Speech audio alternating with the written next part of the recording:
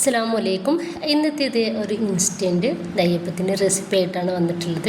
നല്ല പെർഫെക്റ്റ് ആയിട്ടും നല്ല ടേസ്റ്റി ആയിട്ടും നമുക്കിത് ഉണ്ടാക്കിയെടുക്കാൻ വേണ്ടിയിട്ട് പറ്റും. അപ്പോൾ ഇത് ഉണ്ടാക്കുന്നത് എങ്ങനെയെന്ന് കണ്ടുനോക്കാം. നമുക്ക് വീട്ടിലേക്ക് പോവാം. ഒരുപാട് ഇൻഗ്രീഡിയൻസ് ഇല്ലാണ്ട് ഒരുപാട് ബുദ്ധിമുട്ടില്ലാണ്ട് നമുക്ക് ഈസി ആയിട്ട് ഉണ്ടാക്കിയെടുക്കാൻ വേണ്ടിയിട്ട് പറ്റും കേട്ടോ. അപ്പോൾ അതിന് വേണ്ടിയിട്ട് ഞാൻ 2 കപ്പ് പച്ചരി വെള്ളത്തിലിട്ട് നന്നായിട്ട് കുതിർത്ത് ആ വെള്ളമൊക്കെ ഒന്ന് ഒഴിവാക്കി എടുത്തിട്ടുണ്ട്. ഇനിയിപ്പോൾ നമുക്കത് മിക്സിയുടെ ജാറിലേക്ക് ഇട്ട് കൊടുക്കാം. അപ്പോൾ ഞാൻ 2 പ്രാവശ്യമായിട്ടാണ് അരച്ചെടുക്കുന്നത്. നമുക്ക് അരിപ്പൊടി വെച്ചിട്ടും ഇങ്ങനെ ചെയ്തെടുക്കാം കേട്ടോ. പക്ഷേ പച്ചരി വെച്ചിട്ടാവുമ്പോൾ ഒന്നുകൂടി ടേസ്റ്റ് നെയ്യപ്പത്തിന് അത് തന്നെയാണ്.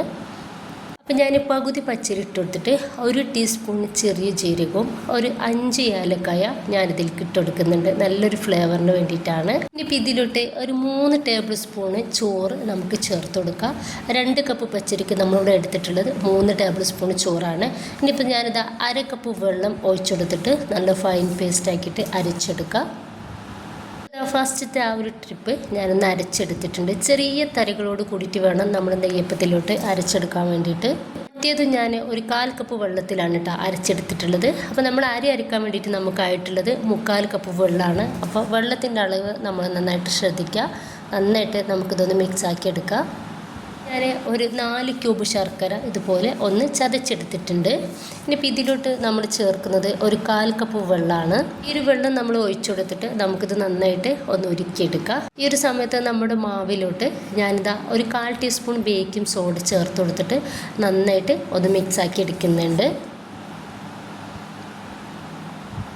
ഉരുക്കിയെടുത്തിട്ടുള്ള ശർക്കര നല്ല ചൂടോടെ തന്നെ അരിച്ചെടുത്തിട്ട് നമുക്ക് ഈ മാവിലേക്ക് ഒഴിച്ചെടുക്കാം. ഉടനെ തന്നെ നമുക്കിത് നന്നായിട്ട് ഒന്ന് മിക്സ് ആക്കി എടുക്കാം. പെട്ടെന്ന് തന്നെ നമ്മളത് മിക്സ് ആക്കി എടുക്കണം, അല്ലെങ്കിൽ നമ്മുടെ ഒരു മാവ് വെന്ത് പോകട്ടാം. ഇപ്പോൾ ഇതാ ഞാനത് നന്നായിട്ടൊന്ന് മിക്സ് ആക്കി എടുത്തിട്ടുണ്ട്. ഇതിലേക്ക് ഒരു 1/4 കപ്പ് മൈദ കൂടി ചേർത്ത് കൊടുത്തിട്ട് ഒന്നുകൂടി മിക്സ് ആക്കി എടുക്കാം. മൈദ നമ്മൾ ചേർത്ത് കൊടുക്കുന്നത് ഈ ഒരു ശർക്കര ചേർത്ത് കൊടുത്തിട്ട് നന്നായിട്ട് മിക്സ് ആക്കി എടുത്തതിന് ശേഷം ചെറിയൊരു ചൂട് ആറിയതിന് ശേഷമാണ് കേട്ടോ.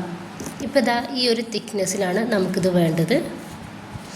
നമുക്ക് ഭയങ്കര തിക്കാവും ചെയ്ത് ലൂസായിട്ട് നിൽക്കുകയും ചെയ്യരുത് കേട്ടോ. ഈ ഒരു തിക്നെസ്സിൽ വേണം നമുക്ക് ഈ ഒരു നെയ്യപ്പത്തിൻ്റെ മാവ് ഉണ്ടാക്കിയെടുക്കാൻ വേണ്ടിയിട്ട്.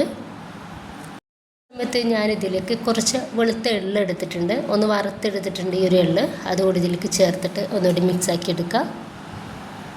ഇതിൻ്റെ കൂടെ തന്നെ ഞാൻ ഇതിലോട്ട് ഒരു പിഞ്ച് ഉപ്പ് ചേർക്കുന്നുണ്ട്. ഇപ്പോൾ നന്നായിട്ട് മിക്സാക്കി കൊടുത്താൽ നമ്മുടെ മാവ് റെഡി ആയിട്ടുണ്ട്. അപ്പോൾ നമ്മൾ ഇത് റെസ്റ്റ് ചെയ്യാൻ വേണ്ടിയിട്ടോ ഒന്നിനും മാറ്റി വെക്കുന്നില്ല, ഉടനെ തന്നെ നമ്മളിത് റെഡിയാക്കി എടുക്കുകയാണ് ചെയ്യുന്നത്.